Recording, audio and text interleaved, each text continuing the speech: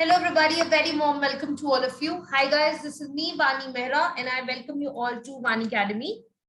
Now we are heading towards the next topic today, which is the First World War and nationalist response. 1914 to 1919.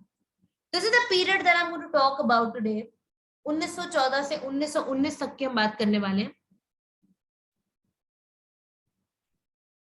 Britain allied with France, Russia, USA, Italy and Japan against Germany, Austria, Hungary and Turkey. ये जो period था basically इसमें Indian nationalism काफी grow कर रहा था. लोग काफी ज्यादा आगे होके सोच रहे थे और नेशनलिस्ट रिस्पॉन्स जो था towards the British participation in first world war was three fold. पहला ये देखो, आप जानते हो कि जो मॉडरेट्स थे they always supported the Britishers. तो मॉडरेट्स ने सपोर्ट किया एम्पायर को in the war as a matter of duty. उन्होंने कहा हाँ ठीक है, हम अभी भी लीगली चलेंगे और जो ये पार्टी है, जो ब्रिटिशर्स है, ये हम इन्हें सपोर्ट कर रहे हैं तो definitely will keep supporting them. Secondly, extremists including Tilak, they supported the war efforts in the mistaken belief. उन्होंने कहा कि चलो यार वॉर के टुवर्ड्स तो ये एफर्ट कर ही रहे हैं, तो in the mistaken belief they said कि चलो we will be able to manage, कि हम इनको फिर भी सपोर्ट करते हैं. एंड रेवोल्यूशनरीज ने डिसाइड किया to utilize the opportunity to wage a war on British rule and liberate the country. British rule के अगेंस्ट एक वॉर वो कहते हैं हम लेकर आएंगे, रेवोल्यूशनरीज कहते थे, और at the same time country को लिबरेट करेंगे, इंडिपेंडेंस दिलाएंगे. So this was the beginning of the era. We are going to head upon now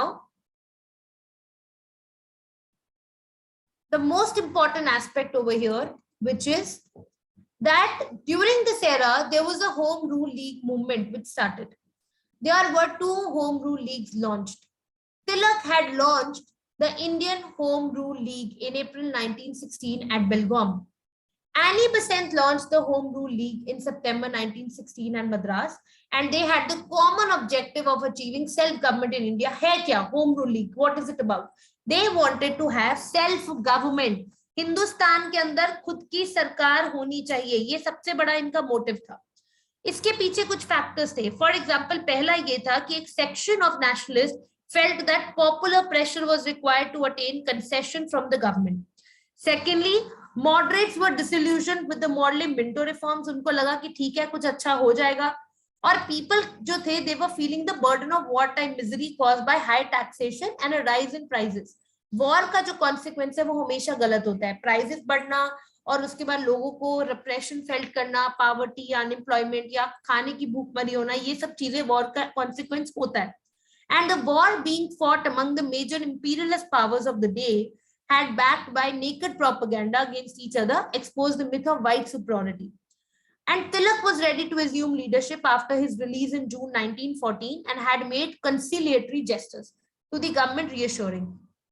Now, अगर हम बात करते हैं इनके सारे कॉन्टेक्स्ट की, तो जो लीग थी, तिलक और Besant realized that the sanction of a moderate dominated Congress as well as full cooperation of extremists was essential for the movement to succeed. वो चाहते थे कि जो moderates और extremists अगर वो इकट्ठे काम नहीं करेंगे तो किसी तरह से सक्सेस पाना मुश्किल है, नहीं मिल पाएगी. तो 1915 से पहले के टाइम में, बहुत ही बिगिनिंग में, एनी बेसेंट ने लॉन्च किया एक campaign to demand self government for India after the war on the lines of white colonies, and she campaigned through a newspaper, New India and Commonweal. दो अखबार थे जिनके थ्रू इन्होंने अपने ऑब्जेक्टिव को आगे रखा. याद रखिएगा, new India and Commonwealth. I am talking about Annie Besant. and through public meeting and conferences also at the annual session of the Congress in 1915. जो efforts थे of Tilak and Besant, they met with some success. यहाँ decide किया गया कि जो extremist थे they be admitted to the Congress, and although Besant failed to get the Congress to approve her scheme of Home Rule League, the Congress did commit itself to a program of educative propaganda and to a revival of local level Congress committees. Not willing to wait for too long, Besant led the condition that if the Congress did not implement its commitments, she would be free to set up her own league. She said कि अगर कांग्रेस नहीं उनके commitments को respect करे तो अपनी league खुद start करेगी. And then I'm going to talk about what was it about Tilak's league. Tilak की league में ऐसा क्या था? उनकी जो league थी, it was headquartered in Delhi. Now, what was the major motive of the league? It had 6 branches. Basin के league के 200 branches थे, and that was a loser organization compared to Tilak's. Two leagues worked closely with one another. However, they did not merge to avoid friction between both the leaders. अब objective क्या था? Self-government, number one. Promote political education and discussion to set up agitation for self-government. Confidence build करना Indians के अंदर ताकि वो against the government suppression बोल सके, आवाज उठा सके. Demand a larger political representation for Indians from British government and to revive political activity in India while maintaining the principles of Congress party. There were certain factors which favored the movement. जैसे पहला था need being felt for popular pressure to attain concessions. Disillusionment with Morley Minto reforms. Wartime miseries, public was ready to protest. Tilak Basant ready to assume leadership. और इसका main movement का जो motive था वो था to convey to the common man the concept of home rule as self government की जो common concept है वो क्या था. होम रूल का मतलब कुछ नहीं है, बस सेल्फ गवर्नमेंट है कि आप अपनी सरकार खुद चला सके. तिलक की जो लीग है वो अप्रैल 1916 में स्टार्ट हुई थी and it operated in Maharashtra, Karnataka, central provinces and Bihar and had 6 branches.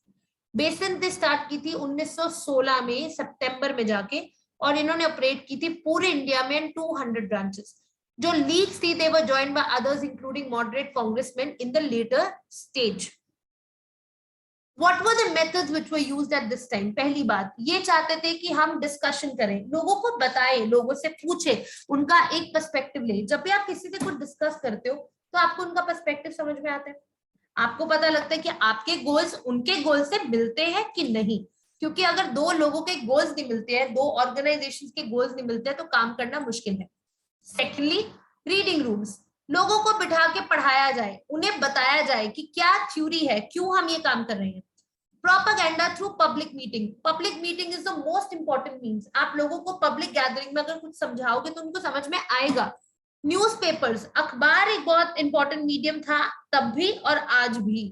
Pamphlets and posters etcetera. Positive gains ये थे कि एम्फोसिस शिफ्ट हो गया था टू द मासेस परमानेंटली, कि हम लोगों को अब इकट्ठा करेंगे और लोगों को ही साथ लेकर चलेंगे. Organizational link establish between town and country. और जो टाउन है और जो कंट्री है वो अलग अलग चल रहे थे, उनके बीच में एक ऑर्गेनाइजेशन की कमी थी. जैसे कि प्राइम मिनिस्टर और प्रेसिडेंट जो है, अगर आप काउंसिल ऑफ मिनिस्टर्स की जो एड एंड एडवाइजर्स से प्रेसिडेंट काम करते हैं तो प्राइम मिनिस्टर उन्हें सारी चीज बताते हैं, काउंसिल ऑफ मिनिस्टर के डिसीजंस को प्रेसिडेंट को बताते हैं, प्रेसिडेंट के कंसर्न्स को काउंसिल ऑफ मिनिस्टर्स को. तो एक लिंक बना हुआ है. यहाँ पे लिंक की कमी थी तो एक ऑर्गेनाइजेशनल लिंक बना जिससे टाउन और कंट्री के अंदर एक कॉमनैलिटी बनी, एक कनेक्शन बना and they prepared a generation of ardent nationalist influenced moderate extremist reunion at Lucknow. बिना इन दोनों के साथ हुए इंडिपेंडेंस पाना काफी मुश्किल था, क्योंकि at the end of the day in दोनों का गोल सेम था, बट इनके आइडियाज और इनके आइडियोलॉजी और इनके प्रोसेस थोड़ा डिफरेंट था. और फिर हुआ game changing movement, Lucknow session of Indian National Congress 1916, जहां पे extremist were readmitted to the Congress.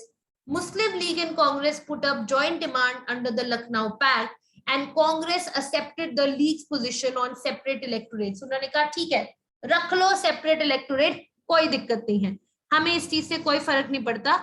Younger Muslims जो थे they were infuriated by the government repression during the first world war. तो उस टाइम पे जो मौलाना आजाद अल हिलाल थे और मोहम्मद अली के जो कॉमरेड्स थे उन्होंने काफी सप्रेशन फील किया था.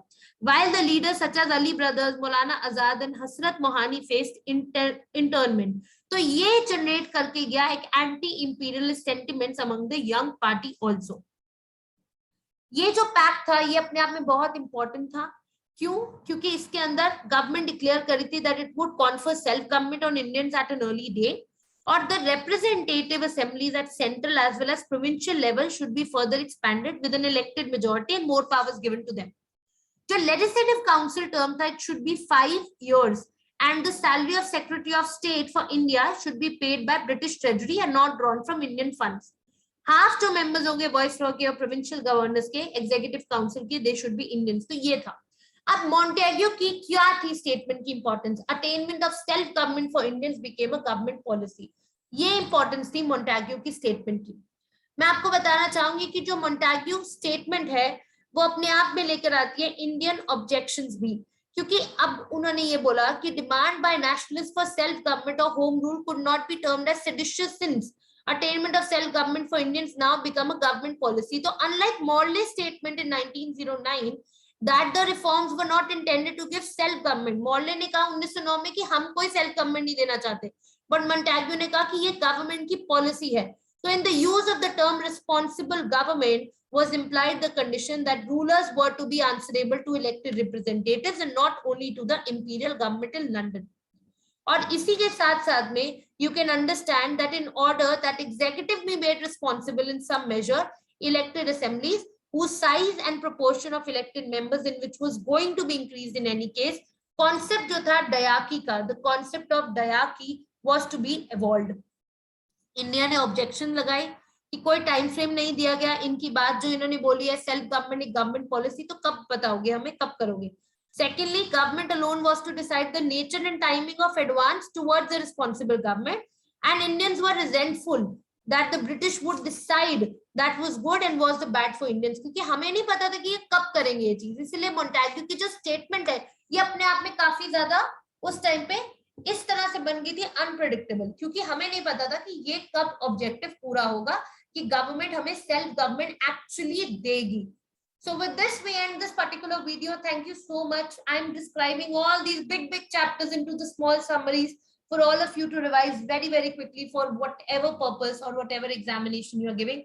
Thank you very much. You can subscribe to the channel and like the video. If you don't like the video, don't subscribe to the channel. That means you don't appreciate our efforts. So do that, and thank you so much, everyone. Do share it on Facebook, Telegram, jahan man kare share karo, and put a hashtag Mani Academy, hashtag Mani Mera. Thank you so much.